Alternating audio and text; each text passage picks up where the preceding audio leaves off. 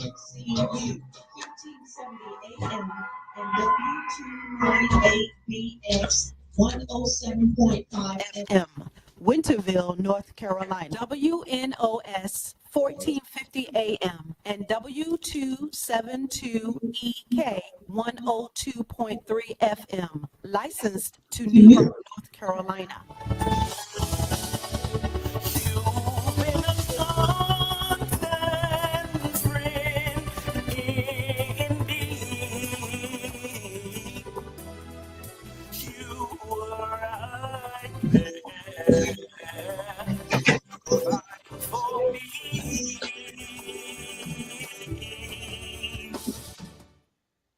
All right. Good morning. Good morning. You're listening to Awesome Radio Network, Real Talk for Real Men, and yes, it's not a recording. We are back. We are back. This is not a recording. And so we are just letting you know that Real Talk for Real Men, we're back on the station, and we are ready to talk to y'all. If you want to call in, let us know that you acknowledge that you hear us this morning and know that we are here with you. We are back. We're working through some things we had to work through, and you know, we were able to be live with you this morning.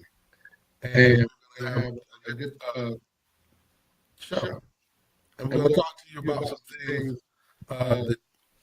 that are important to me and to all of us specifically. But we're a show man. All right, let's get it in here. So this weekend, I know you already talked about that. One little game, hundreds of games. Let's go get it cleaned out of the way. Been a lot of more games played since then. So many things going on quarter. But don't get our sisters, man. Go ahead.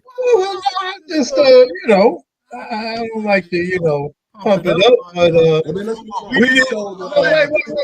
no, we ain't gonna do that because we didn't have a show last week because of the snow and the inclement weather, and it just so happened that the Lakers played the Knicks. They came into the Garden, into our home court. That's it. All right. We have a call. Oh, that's not. I'm sorry. Yeah, no. He wish we trying to get out now. He wish we had. Yeah, the Lakers just waltzed into the Garden like it was their place, but we sent them back on to LA. Well, on to other news. So, and I need to live in the past. Let's move on. The Knicks had a game last night. Did they win? I don't know. I believe they. I don't know. Okay. I think they did. It wasn't important. So let's move on. So it's the Super Bowl. Super Bowl. Congratulations on your Knicks. Phenomenal. But the Super Bowl. Yeah, Seattle. I was pulling for Seattle. Not so much. I didn't have a dog in the fight, really. I'm a Giants fan, but I was pulling for Seattle because I didn't really care. I never cared much for New England. So well, I figured they would win because I knew their strategy was going to be to put pressure on that young quarterback, and that's what they did, and that strategy worked. Well, and they put some phenomenal pressure on that. Oh, they did. I mean, it was almost like, he never did get his footing. Never got a chance. Give him something to work with. I thought he did come out of Carolina, so we got to give him a little bit of credit. But I like Elder. I didn't have a dog in that fight. I just thought Seattle would be the more physical team and win through physicality. Yeah. And I went with Seattle, and sad as it might be, whenever Seattle played in the Super Bowl and it won against one of my teams, I always went with Seattle, but that was really just because I like the character. Yeah. I like Richard Sherman. I love to see them go beat somebody. Yeah, I love all of that. Exactly what a nice recipe back then. So it was easy for me to go right back in. Well, they had another game that was pertinent in North Carolina. Tar Heels made a last-second shot to beat Duke. Oh man, that's the game. I'm sorry. They had Duke dominant. Carolina did not lead the whole game until the last half second of the game. Yeah. That was so unfortunate. Yeah. If you go to my Duke fan, it was quite naturally. My Hornets had a nine-minute streak, and it was just winning phenomenally. Then I gotta say, the rest of the game was from them and lost. Who were they playing? Detroit. Was it Detroit that came in there? Oh, I think they just played against the best team in the East. Well, the rest Which is shocking that Detroit is the best team, right? Yeah. Number one, and the Hornets was number 8. But a lot of that stuff, calls, they go away. That's why the coach got ejected. That's what you got to say when you lose like that. That is true. I'm gonna stay on the tag. Okay. So I'm gonna stay on the tag. Blame it on the rest. All right. Well, you know how it is. Y'all need to always done it, so I just figured that's what that is. Yeah. All right, so the Super Bowl part. The Super Bowl. We're talking about now. Why so much noise about the halftime? Because now this country has become so polarized that everything is political. Yeah. Everything. And the bigger it is, the more political they're going to make it. And it's just sad to me that they would do that. As a matter of fact, they had an alternative halftime. You have to look at the Super Bowl halftime. There was another halftime. You know what came in number 2 for the halftime show? The Puppet Bowl. Oh, yeah. The Puppet Bowl came in. They talked about that. The Puppet Bowl had more than the alternative that they had. It came in with 12 million views. So I missed that too. Yeah. So, but and then. The reasoning behind people losing their minds for that 15 minutes, it had nothing to do. They tried to make it because it was in Spanish and because it's what's that woman? There's an influencer that she spilled the beans. She kind of said it. She said it. I ain't gonna say her name. But she said it. The part out loud. It wasn't wide enough. That's what she said. It was ridiculous. She did point out too that the Republicans at one of their conventions they had a person that sang in Italian, a whole song in Italian, and they didn't. And they do that all the time. People do that. They go to the operas. They do. And it's not. It don't make sense. And really, if you was watching it, and this is the world we talking about. It amazes me how Christians try to make the world like the world's supposed to act like Christians. I never understood that. But anyway, I digress. But anyway, did you know that it was from my understanding, that the whole thing was pre-recorded? What, the Turning Point USA thing? I think that's what. Yeah. Because they couldn't do it on thing. They did it on YouTube. They couldn't. It wasn't on station. Yeah. I was very disappointed to hear that TBN thought that would be, allegedly, would be an alternative for us Christians to want to watch. I'm going to be honest, it was kind of hard for me to watch the Super Bowl part. I can look past them, but they started off, with the women, the backside swinging. So then I thought, I said, okay, I look down. Gave them I don't think he did that spiritual to me. I mean, that's a spiritual part. But see, my thing with that is, there's always the world twerks. The world does that. So I'm not surprised. But the rest of what he did was really telling a story. No, that part, yeah. And I went to high school in the Bronx. Puerto Ricans. I grew up with. You know what I'm saying? These are Americans, and this whole thing this America thing, and he did something at the end that I thought was fascinating when he said he made the point of no, the part about the Americas, Oh yeah. America, and he named all the countries from the South to all. It's all America. And so, you know, yeah, yeah. It's not just the United States. We're just part of the Americas. The Olympic Committee was listening to that because they're going to have a lot of problems with Canada, USA, Mexico for these Olympics. 3 countries coming together because you know they've not been getting along that well lately. Well, And we ain't calling no names, but I don't mean no harm. It ain't the people. It's the heads of the country. And Well, it really ain't the other country. well now, It's only one. but now it's the people though, because just like the Super Bowl, you have people saying we're going to look at this halftime over here. I think you're going to see some of that same thing during the Olympics. There are going to be some people that's going to say they're already talking about boycotting. That's all over the news. You talking about the soccer thing? Boycotting the soccer thing, and there's some other boycotts that are supposed to be in place because of the variance between Canada, USA, and Mexico. You know, we don't actually have a national language.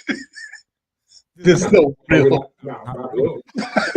And if you list languages by how beautiful they sound, I think French and Spanish are going to be right up close to the top, and English is not so much. Well, that's because we have, and a lot of my friends that I do have that are from other countries let me know how much America, when we come to America, all our news is pretty much coming from our point of view, whereas in the rest of the world, outside of communist countries, you know, we know that Russia is going to be about Russia winning, Korea winning. It's bad that we kind of look like that about everything we do. We take that point of view. But a lot of other countries cover our news and other world news more comprehensively. Whereas we are They're more unbiased. yeah. Kind of like the BBC. And it's fascinating because they cover Africa since they were colonizing so much.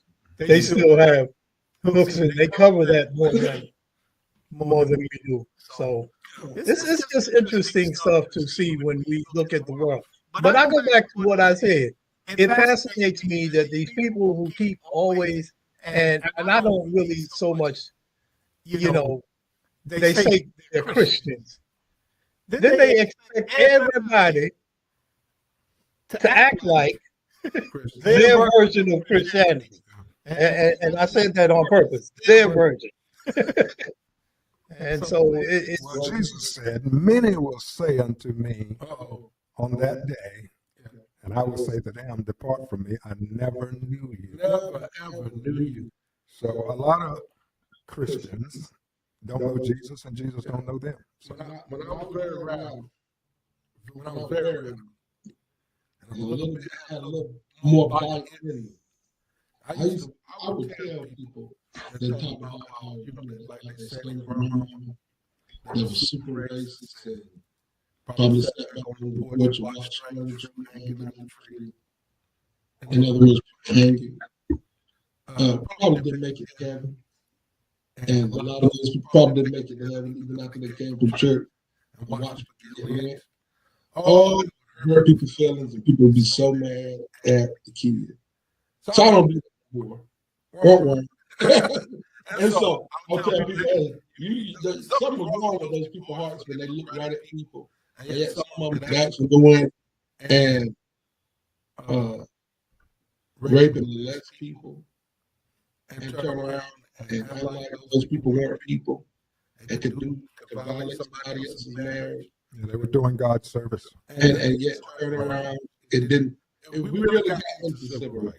Just really brought up something. And that's part of that DEI part, trying to get rid of what's called, I love it, certain types of guilt people don't want to have. And truthfully, if the truth be told, a lot of people then they couldn't own slaves. And they didn't have money. But the one thing they could do is, because they could own slaves at some point, if they ever got the money up, it made them superior. And I think, and then now if you look at America's history, it started with indentured service, slave different people. Different America's history had always been kind of have that partisan. Irish would look down upon, Italians would look down upon, Hispanics would look down upon, Jews would look down upon. You just go down to all the different people that came here. Japanese would look down upon, all types of Asians would look down upon. And we used to boast on that melting pot. Yeah. America's a melting pot. And now they want their country back. Well, and then until people start realizing that America's not so much like a melting pot as it's probably like a tossed island with different. Oh, that's interesting. And that's how they want to treat it. And so, but the sad part is to me, everybody gets into their little. You know, Somalis like the Somalis. I'm not trying to make this too political. With Somalis from Trump, Latinos from Trump, Blacks from Trump, then all of a sudden they don't look at certain things we've been pulled out. I watched a TV show today about an Irish man that was been here for 18 years with his Caucasian wife, lived in this country, and had a business, was thriving and everything. ICE got him and put him inside of a little camp. And he told them that these people are being mistreated. And it's almost like a Nazi concentration camp that is dirty, it's this way, being beat, disrespected, and you get all of that, the nasty. It don't touch on now when certain people start saying, hey, wait a minute. I ain't like this. There was a guy that he was born here when he was lost. I think he was born here. No, he wasn't born here. I take that back. He moved here when he was 8 years old. He's a grown man from Canada, had a business, had a wife, children, American. They shipped him back. But you know what? You might find every once in a while them Irish or the other folk, but most of the folk they are locking up. Dark folk, black folk, brown folk. That's because they're looking at them like that. Yeah, that's what they're using to identify them. And the one Somali guy I saw, they showed a video of him talking to the dude. And he was giving it to him. So he was an Uber driver. Wow. And see, a lot of those Somalis, a lot of them were born here. It's like third generation. You know what I'm saying? It ain't like, but it's just crazy that and it is like concentration camps. And they want to build some more. I was listening on the radio today. They hunting for real estate. Yeah, they've had several places where the states rejected their desire to build camps in their state. Mm-hmm. But how do you think it's going to end? I mean, we got the upcoming elections, which are about 8 months away. Well, actually, today starts the primary in North Carolina. Yeah. So. But we won't know that the Democrats are going to reap a majority until we get to the elections. So excuse me. So at that time, we'll be able to say, okay, the Democrats going to be in charge. What do you think they're going to do? Oh, I think I know what they should do. What are the top 3 or 4 things you think the Democrats? They need to have some investigations of all this mess. They get in charge of the Congress. Yeah, once they get the gavels, yeah, they need to. They need to do that. And an impeachment trial. I don't think that's you know, it may and it may be more than one, because they're not just going after the president, they're going after the cabinets too. Cabinet, because that thing yesterday was crazy. There'll be a reversal of some policies. Oh, it'll be a stalemate because he'll still have the executive, so it'll be a tough tussle. But at least it'll stop some things from happening. But you said they'll still have the executive. The executive only had the power to veto policy. Policy laws are made in the Congress. Right. So will there be a And reversal on of that laws? note, we're Awesome Radio, Real Talk for Real Men. We'll be back after this sponsorship break. Youth Explosion at A Touch of God's Presence Ministries, 1300 Dickinson Avenue, Greenville, empowering the next generation. March 14th, beginning 2 p.m. to 5 p.m. Guest speakers Elijah Mitchell and Elder Alvin Watkins. Everyone is invited to attend. For more information, contact us 252-427-2892 or 252-695-9007. Host Pastor Apostle Valeria McLeod. Youth Explosion, empowering the next generation. March 14th, beginning 2 p.m. at A Touch of God's Presence Ministries, 1300 Dickinson Avenue, Greenville. The Power News Radio Network. Number 42, Jackie Robinson broke baseball's color barrier in 1947 when he took to the field for the Brooklyn Dodgers. In 1997, Robinson's number was permanently retired by Major League Baseball. And each season, on Jackie Robinson Day, all players wear the number 42. How did Jackie deal with all the name calling? It wasn't going to upset me. There was really too much to be done at that particular time in terms of breaking the baseball barrier to allow name calling to bother me. I keep remembering what my mother told me when I was a kid, although I've always been a guy that turned back. She said something about sticks and stones will break your bones, you know, and so not to be concerned about it. Baseball great, Jackie Robinson. Black History Quotes from the Power News Radio Network. Hello, my name is Tracy, and you're listening to Awesome Radio. Thank you. Awesome Radio, yes, awesome. Surely in the family, God is with me. Surely in the family, God is with me. Surely in the family, God is with me. Well, we're back. We are back. And we're Awesome Radio Network. And we also are Real Talk for Real Men. And we, look, call a neighbor, tell a friend, let them know that we're back on the show. And look, watch this. I want to say this thing. Let's talk about sports and civil rights. They just talked about Jackie Robinson during the air. Let's take a real quick rundown. Sports and civil rights. I think the very first person we should probably grab, Jack Johnson. Oh my. It was labeled the fight of the century. Jack Johnson became the first black world heavyweight boxing champion from 1908 to 1915. After Johnson won this title, racist and former heavyweight champion, boxer James J. Jeffries, JJJ. He had a 19, well, anyway, he had a record.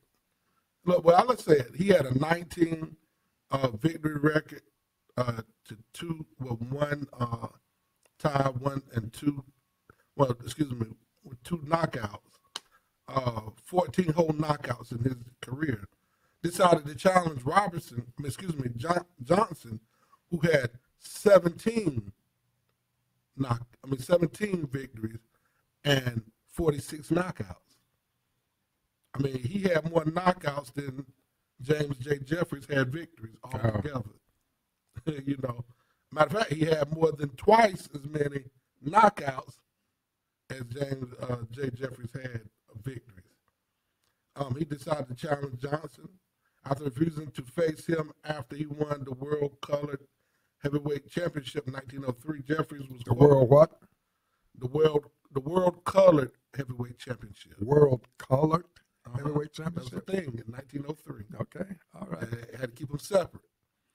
Jeffries was quoted as saying, "I should step into the ring again and demonstrate that a white man is king of them all, king of the jungle." You know, our president just recently did something. We forgot to discuss that too, where he did a thing that caused a upheaval in Congress, where they put the Obama's faces on monkeys Uh-huh. and had Trump as king of the jungle. Uh-huh. Do we have time to say anything about that? Or y'all You wanna can move on? talk. You in charge.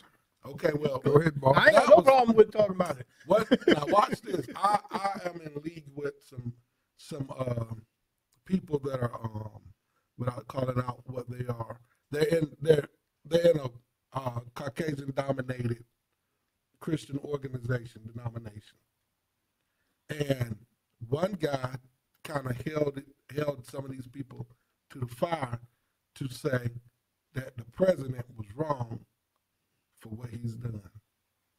And some of these leaders have come out and demanded, I thank God for their courage. Yeah. They came out and said the president was wrong, because a lot of times people don't want to get into those spaces until they're talking about Charlie Kirk and Yeah. all that good stuff. Then everybody wants, we're going to have revival because of Charlie Kirk, not Jesus, Charlie.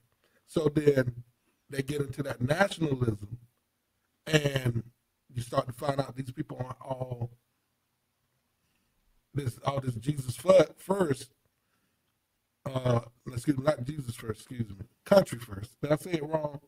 Country first type stuff won't really what Jesus was about. Yeah. And so there's a lot of people that have taken a stand that a lot of people wouldn't say. Even it even bothered Senator Tim Scott. Yeah. It At bothered. least he made it look like it did anyway. Yeah. What it is that people had to say, look now, we understand. Some people understand exactly what all that was about. Some people want to try to come to the defense. It just got no. He said, Yeah. Brother Scott Okay. said, Okay. that's the most racist thing he's ever seen come out the White House. I'm I trying don't to know. figure out Yeah. what We did. Brother Scott been looking at. Yeah. But that's him, you know. But this is really an old trope from way back. It's not new. They used to do this way back even in Europe. Get out. Try to depict us. It dehumanizes us. Yes. Is what it does. And then we got a fella up there that just doesn't take responsibility for anything. So it wasn't his fault. It was a staffer. And I didn't do anything wrong, so I'm not apologizing. I didn't make a mistake. And I'm kind of like, we have gotten to a place. I think it was just a bridge too far for a lot of folks. But that envelope keeps getting pushed. Yeah. You know what I'm saying? Further and further. And I think it's done to see how far you can go. Yeah. Will they accept this now? Now I found out they didn't accept it, so he pulled it out. Yeah.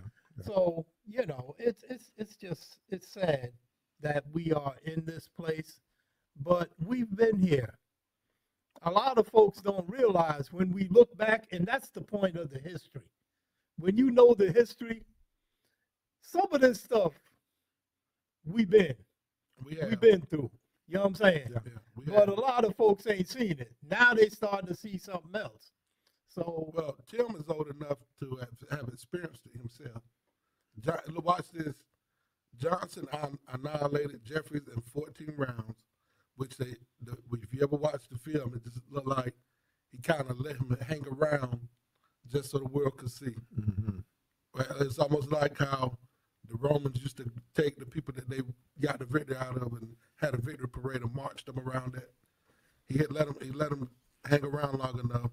However, filming of the match was stopped by police before the fight culminated with Jeffries being knocked out. They stopped it. They could not. Who stopped it? The police. They had to stop. I think that's interesting. It was like manslaughter. They didn't say the referee. No, They said the police. police. All right, that's enough, fellas. This was our hero, and they called it also beside the fight of the century. They called it the Great White Hope. Yeah. Because they somebody can stop this man. Yeah.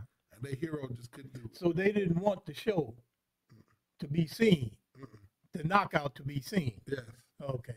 All right. So then we have people from Satchel Paige and the Negro League.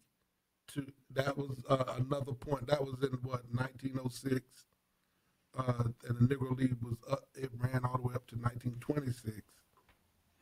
And then we have our next person, Jackie Robertson. Jackie Robertson. Well, Jackie came out of the Negro Leagues too. Okay, tell us. Yeah, Jackie came out of the Negro. I forget where he played, but he came out of the Negro Leagues. Okay. And they were trying to figure when they were trying to do this thing. You know, you had people. I think they wanted Josh Gibson, but they picked Jackie because of his personality. Yes. The fact they wanted somebody that could be able to take Yes. the ridicule. Yeah. You know what I'm saying? He could take it. Yeah. So you got a lot of our black players that came out of the Negro League. Yeah. You know, Willie Mays and you know, but Jackie was the one to break the barrier. And I was thinking about that term that he used. You know, the sticks and stones break my bones, words never hurt. Sometimes words do hurt. Yeah.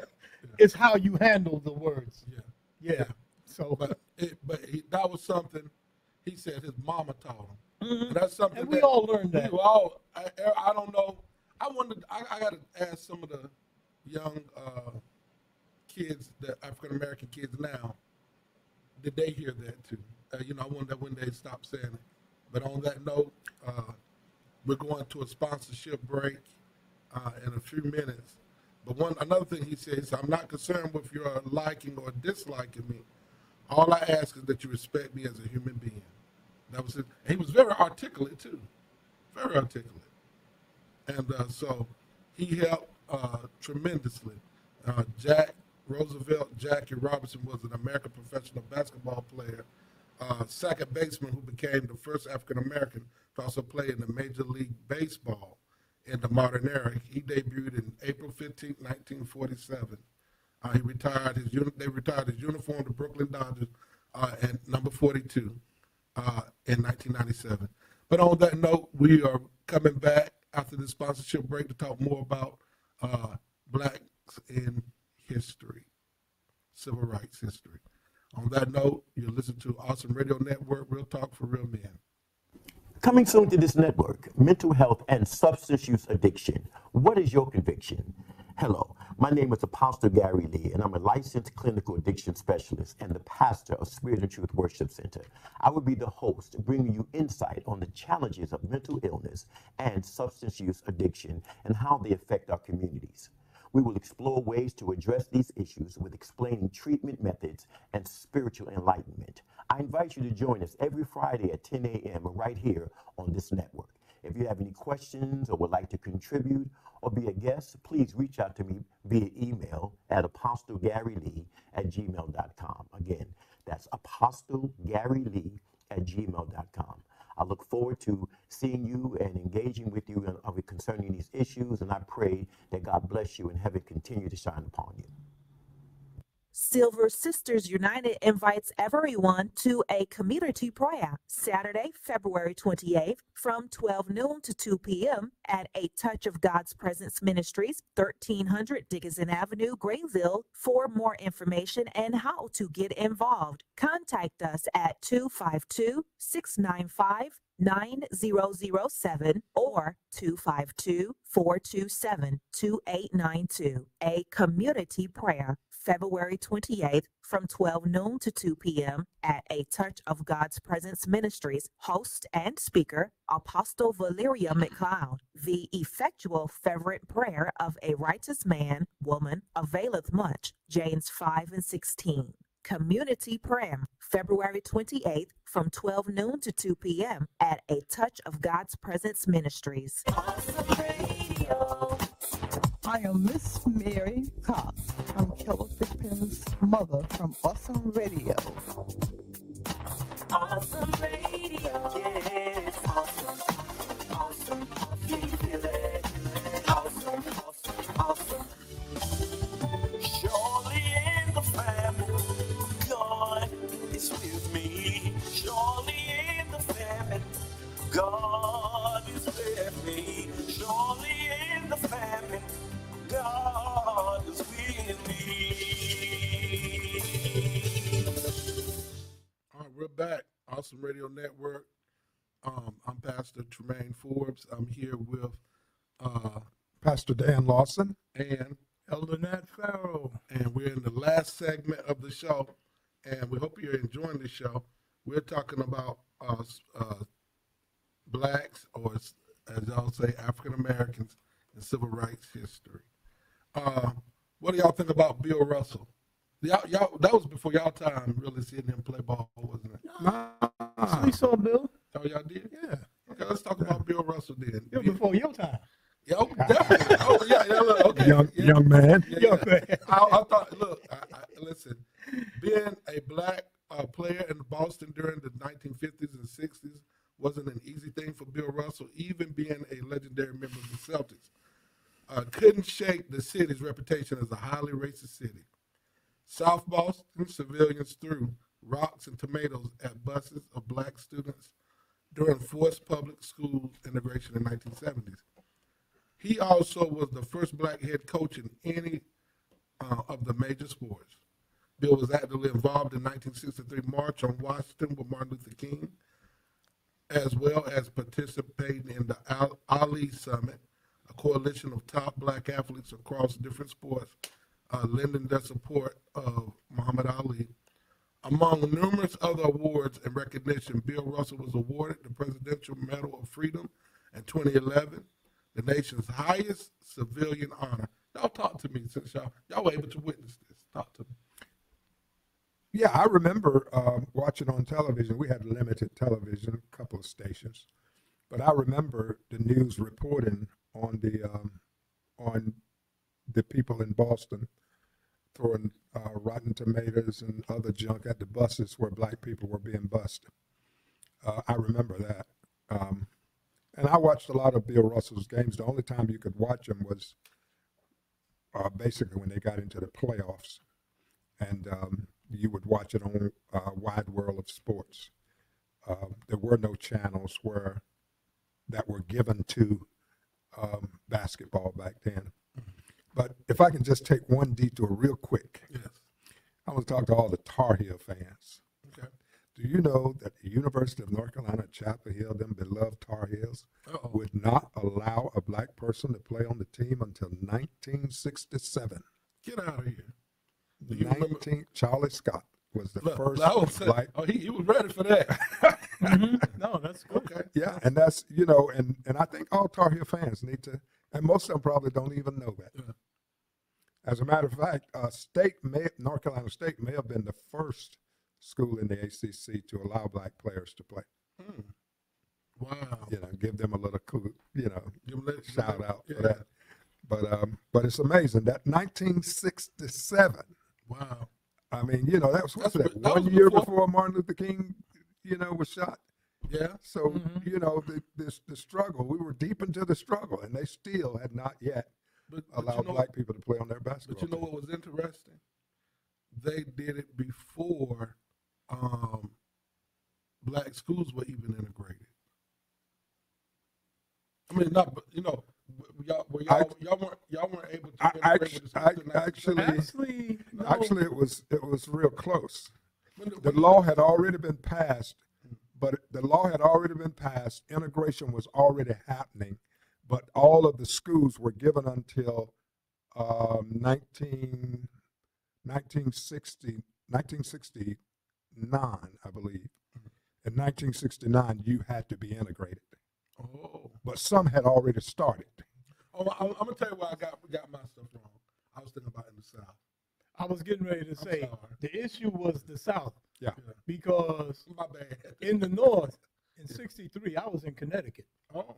And I was in a school Yeah. that was integrated. Well, there were some state laws, but this was a national law that affected everybody, the whole country. Right. Brown So- v. Board. But it was not as big a deal in the North because there were a lot of schools that were already integrated. What happened? But what there were happened- some. No, there was some. There were But what I some. was going to say is that, and that's my lifetime, being 53, Mine too. baby, because when Brown v. the Board, the South didn't accept that.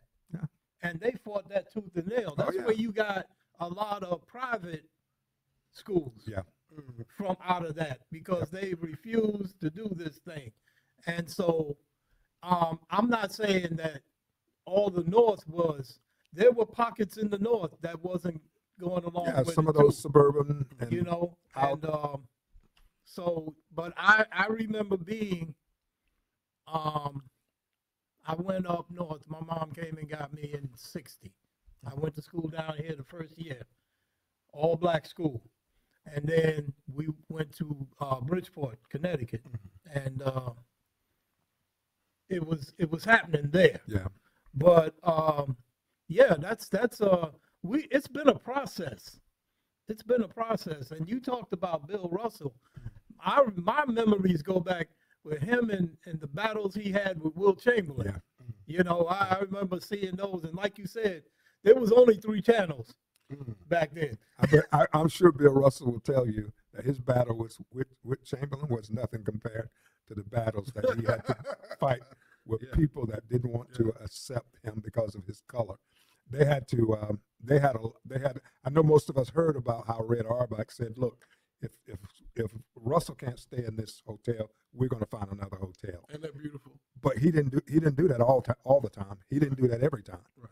There is a point where he did that, but there were times that Russell had to find somewhere to stay, Right. and they would find him some. I mean, he was the best player on their team. Yeah. You know they're going to find him Yeah, somewhere to stay. But you will help us win. But finally,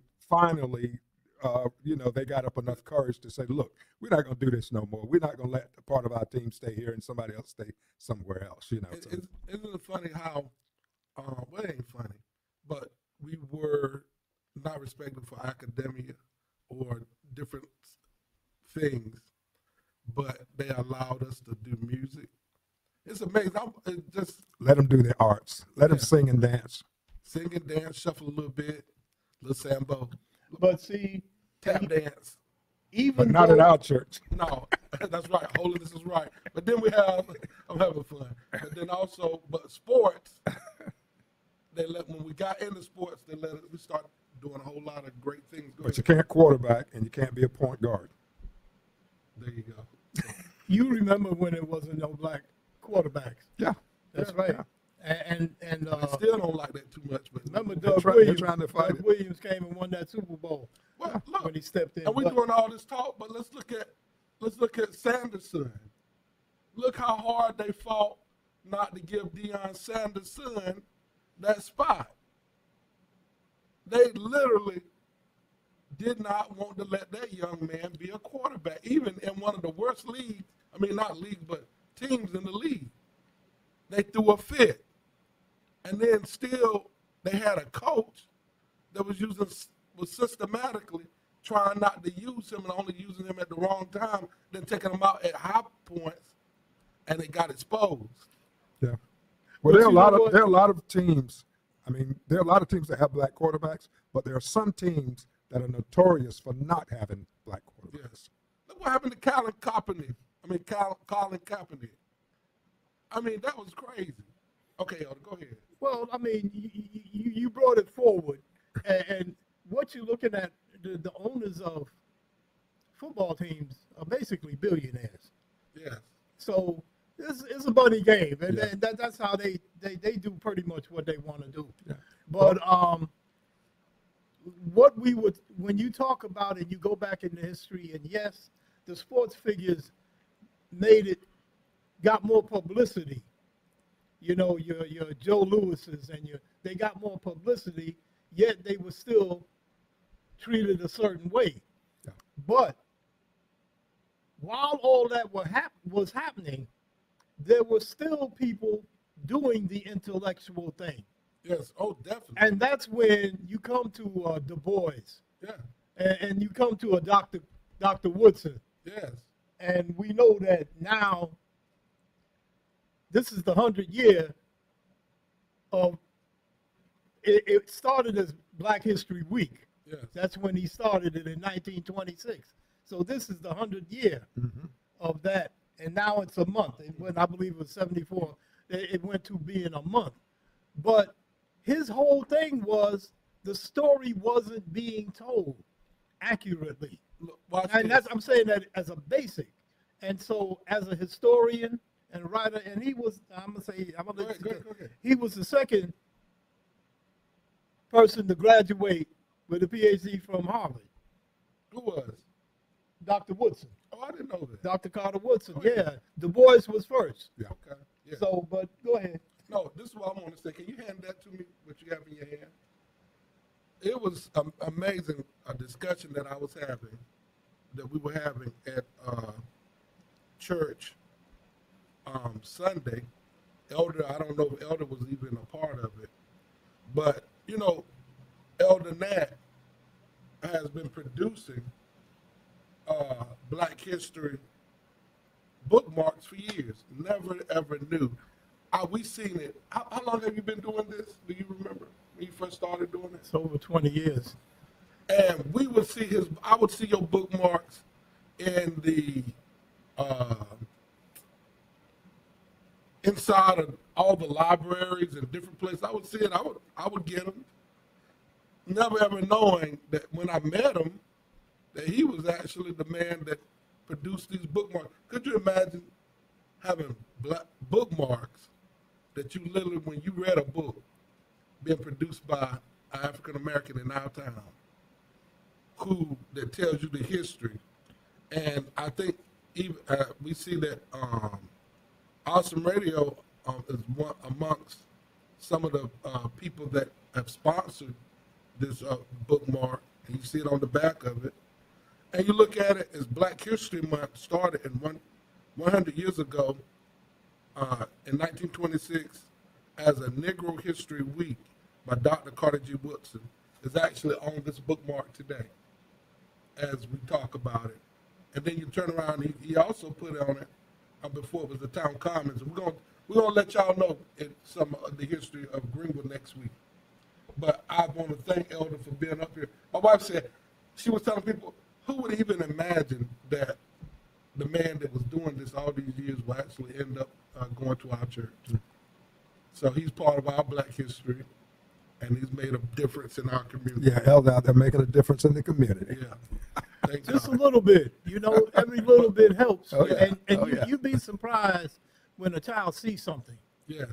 You never know. I took something to Carver the other day, and the woman was excited. Said, "Oh yeah, you come every year." I was wondering, and you know, because then they get to give them to the kids, and you never know what'll spark a kid. Yes. When he'll read something, yes. And so you know, this is my little bit of contribution, but it's significant. I think we have to. It's important. I remember. One thing that turned me back in the late 60s, and it was fascinating. That's why I say a little thing.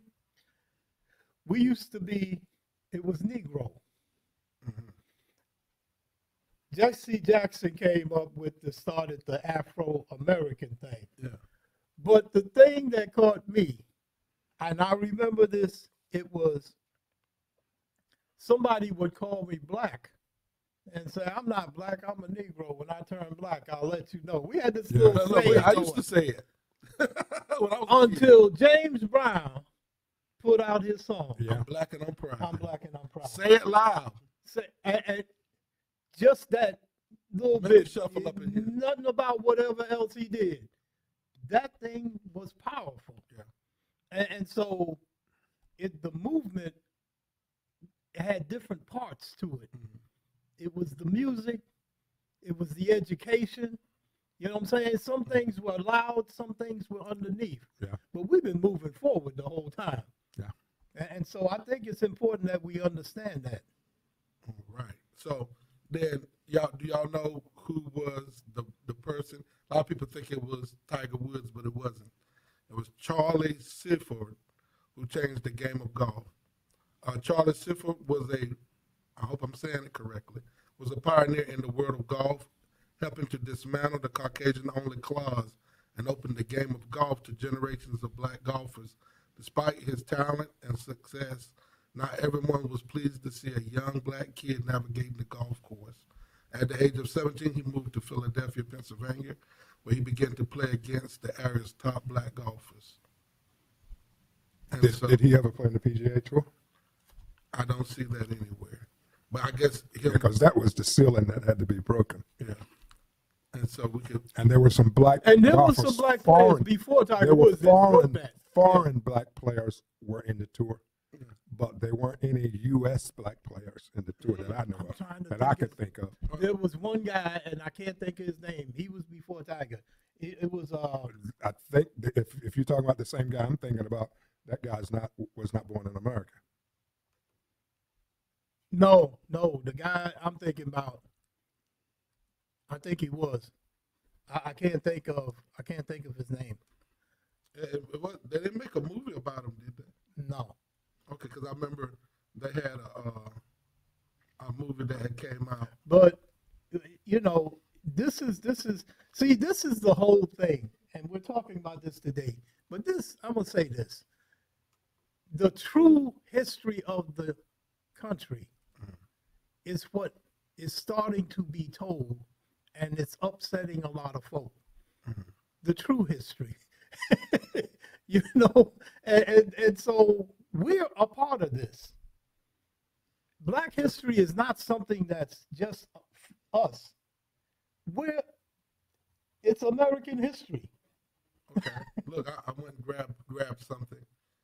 Holmes versus the City of Atlanta, landmark civil rights case. Holmes versus the City of Atlanta was a landmark civil rights case that segregated public golf courses in Atlanta. Dr. Hamilton Holmes, his sons, won that case. In 1955, 6 black golfers in North Carolina defied segregation at the Gillespie Golf Course, were arrested for trespassing. Subsequently won a case that helped integrate municipal facilities. Holmes versus the City of Atlanta was in 1955 as well. The Supreme Court ruled that Atlanta's segregated golf clubs were unconstitutional. And then look, PGA, Caucasian Only Clause in 1961, the Professional Golfers Association of America, PGA finally removed its constitutional clause restricting membership to white players in 1961, following years of pressure. The Trailblazers were Charlie Sifford. That might be who we're talking about. The first black player to break the PGA color barrier. That's what it was. And while activists in the United Golfers Association, I'm about to say gospel, created alternatives for black golfers during the Jim Crow era. And then so on. So that was a little bit in that. So he was the person y'all was talking about. He was the guy you're talking about. Yeah, well, having black golfers play is one thing, but having them dominate like Tiger Woods, that's what really bursts things open. Yeah. Because see, what happens is even if they change the clause and change the law, just like Jim Crow, they still have ways of keeping you out. But when you win, when you get an opportunity to get in and you win, then everybody's going to be looking for you to be back next year. Well, and ain't nothing they can do to keep you out. I was going to talk about the Black Gazelle, but we'll say that. But I want to ask this. Y'all know Tiger Woods broke up quite a few. Number one, now I wanted to know that he's actually, I don't know if he's still Kablasian or not. You remember when people tried to ask him? I remember, kind of like how when they did OJ. I ain't black, I'm OJ. Yeah, well, the thing is, the rule is, you can't change the rule. The rule is if you got any black, you're black. Yeah. And you can't change it now. How many percentages? Do y'all remember the percentage? Ain't no percentage. If you got any percentage of black, you cannot be a white person. Watch that. Well, it was what, one drop rule or something like that? Look, can I tell you this? You talk about the one drop rule. What tripped me out, I was in a symposium a couple of years ago, and this doctor, geneticist, he was a famous geneticist, he's a teacher at East Carolina, who said that over 60% of all people that are native to North Carolina are some kin. 60%. And you ought to look at everybody's face when they had to realize, wait a minute, what you trying to say here? He said 60% of the people here are some kin. And ain't nobody 100% black no more. Yeah, and on that note, we're back. Call a neighbor, call a friend. We'll be back next week with great content. Awesome Radio Network. You listen to the Real Talk for Real Men. God bless you, and we'll see you next week. It feels good to be able to tell y'all that. God bless. I love you.